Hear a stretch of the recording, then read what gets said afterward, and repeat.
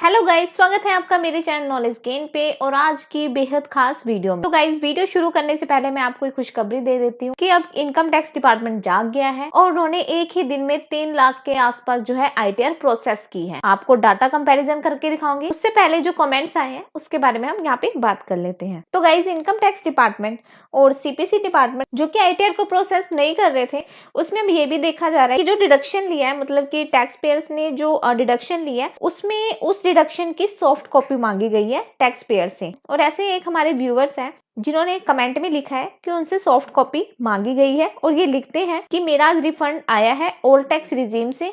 उन्होंने डिडक्शन की पूरी सॉफ्ट कॉपी मांगी थी, मैंने सभी डॉक्यूमेंट सबमिट किए। उसके बाद 98,725 रुपए रिफंड आज क्रेडिट हुआ। Refund claim amount 94,998। Thanks a lot for refund. Filing date 15 जुलाई। तो इन्होंने जो ITR फाइल की थी वो 15 जुलाई को की थी। तो गाइज, जिन्होंने ओल्ड टैक्स रिजीम के अंदर फाइल की है अपनी ITR और जिन्होंने डिडक्शन क्लेम किया है, उनसे क्या है, अब सॉफ्ट कॉपी मांग की जा रही है। और सॉफ्ट कॉपी क्यों मांगी जा रही है? कहीं उन्होंने किसी ने मतलब मान लो फेक डिडक्शन तो नहीं ली या फिर फेक डॉक्यूमेंट्स नंबर तो वो डालकर फाइल तो नहीं कर रहे हैं। तो इसके लिए अब इनकम टैक्स डिपार्टमेंट आपसे सॉफ्ट कॉपी भी मांग सकता है। तो गाइज, आपके सामने मैंने इनकम टैक्स का जो पोर्टल है वो लॉगिन कर रखा है। तो ये एक ITR है, इसको हमने रिवाइज करने के लिए ओपन कर रखा है। तो सबसे पहले हम क्या करते हैं, हम इनका डाटा चेक करते हैं। AIS, TIS, 26AS और ITR फॉर्म। इसके लिए आपने ई फाइल पे जाना है, देन आपने इनकम टैक्स रिटर्न पे जाना है और यहाँ पे व्यू फॉर्म 26AS को यहाँ पे डाउनलोड कर लेना है और इसके साथ साथ AIS, TIS को भी डाउनलोड करना है। तो इन डॉक्यूमेंट्स को हमने ऑलरेडी यहाँ पे डाउनलोड कर रखा है।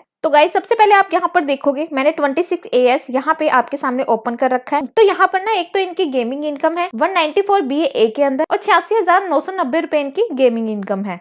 9,09,916 रुपए इनकी सैलरी इनकम है। तो यहाँ पर आप देखोगे कि इन्होंने ITR 1 फाइल कर रखी है, जबकि गेमिंग इनकम वालों को ITR 2 फाइल करना होता है। तो गाइज, यहाँ देखोगे ITR 1 फाइल कर रखी है। पहली गलती तो ये है, ठीक है, कि इन्होंने ITR 1 फाइल कर दी। और दूसरी गलती अब यहाँ पर देखते हैं कि यहाँ पर जो इनकम दे रखी है, गेमिंग प्लस जो सैलरी यहाँ पर दोनों दे रखी है। तो TIS के अंदर आप देखोगे कि यहाँ पे सैलरी दे रखी है और नीचे सेविंग बैंक इंटरेस्ट भी यहाँ पे दे रखा है और साथ में गेमिंग इनकम भी दे रखी है। तो ये तीनों इनकम ना इनको फॉर्म के अंदर यहाँ शो करनी थी। तो इन्होंने अपनी ITR फाइल कर रखी थी 6,47,030 रुपए जो थी इनकी टोटल इनकम थी। 60,929 रुपए यहाँ पर इनका TDS का रिफंड इतना बन रहा था। तो ये चेक करेंगे साथ में। और क्या 60,929 रुपए इनका जो TDS का रिफंड है, एक्चुअल में क्या इनका TDS का रिफंड इतना ही बन रहा था? ये चेक करेंगे, साथ में बात करेंगे कि इन्होंने क्या गलती कर रखी है अपनी ITR में। और अगर आपने भी ऐसी गलती कर रखी है ना, तो आप उसको भी रिवाइज कर दे, अदरवाइज डिपार्टमेंट आपको यहाँ पे नोटिस जारी करेगा और आपकी ITR यहाँ प्रोसेस नहीं होगी।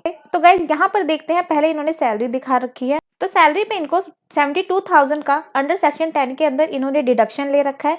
चलो ये भी ठीक है। इसके बाद इनको 75,000 का जो स्टैंडर्ड डिडक्शन है इनको यहाँ पे मिल रहा है, ठीक है। 60,62,916 रुपए इनका यहाँ तक इनकम हो रही है। और इनकम फ्रॉम अदर सोर्सेज के अंदर इन्होंने केवल 1422 रुपए दिखा रखा, जबकि TIS के अंदर आप देखोगे 394 रुपए तो यहाँ पर इनके इंटरेस्ट के है और गाइज इनकी गेमिंग की इनकम भी। और जो गेमिंग इनकम है ना, इन्होंने कहीं नहीं दिखाई। हालांकि पहले तो इन्होंने ITR 1 फाइल कर रखा है, जो कि गलत है। ITR 2 फाइल होनी थी। साथ में जो गेमिंग की इनकम है ना इनकी 86,991 रुपए, ये इन्होंने ITR फॉर्म में, पूरे फॉर्म में इन्होंने कहीं भी नहीं दिखाई है। हमने यहाँ पे इनका जो पूरा फॉर्म है यहाँ पे चेक कर लिया, इन्होंने कहीं भी गेमिंग की जो इनकम है नहीं दिखा रखी है। इसके अलावा जो इंटरेस्ट फ्रॉम इनका सेविंग अकाउंट का बन रहा है वो यहाँ पे आ गया और साथ में interest from income tax refund का जो इंटरेस्ट बन रहा है वो यहाँ पर आपको शो हो रहा है। इसके बाद हम नीचे गए तो 7,64,338 रुपए इनकी यहाँ पर इनकम आ गई। इसके बाद हम नीचे जाओगे तो इन्होंने क्या है, 80CC D2 के अंतर्गत 1.5 लाख की जो एग्जम्पशन लिमिट है 1,17,308 की, तो वो ले रखी है। और इनकी जो इनकम बन रही है ना 6,47,030 रुपए यहाँ पे इनकी इनकम बन रही है, जो कि ITR के अंदर इन्होंने शो कर रखी है। तो कहीं भी इन्होंने जो गेमिंग की इनकम है ना वो कहीं भी इन्होंने शो नहीं कर रखी है। इसलिए इनकी जो ITR है 30 जून 2025 से अभी तक भी यहाँ पे प्रोसेस नहीं हुई है। तो ऐसे कई लोग हैं जिनका कि मेरे को मेल और मैसेज आया है कि भाई हमें भी नोटिस वगैरह आए हैं।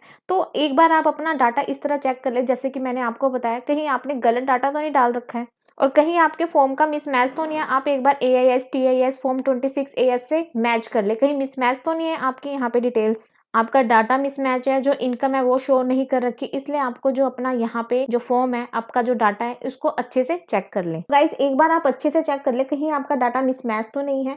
इसलिए हमने इनकी आईटीआर को चेक करा, इन्होंने गेमिंग की इनकम नहीं डाल रखी, तो हमने यहाँ पे इनकी आईटीआर को यहाँ पे रिवाइज कर लिया। तो आप भी अपनी आईटीआर को अच्छे से चेक कर ले, क्योंकि 2 ही दिन बाकी है, उसके बाद जो है आपको पेनल्टी देनी पड़ेगी। और एक चीज और, मुझे ना बहुत लोगों के कमेंट्स आ रहे थे कि मैम मुझे ना मेल आया ना मैसेज आया, तो मैं क्या करूँ।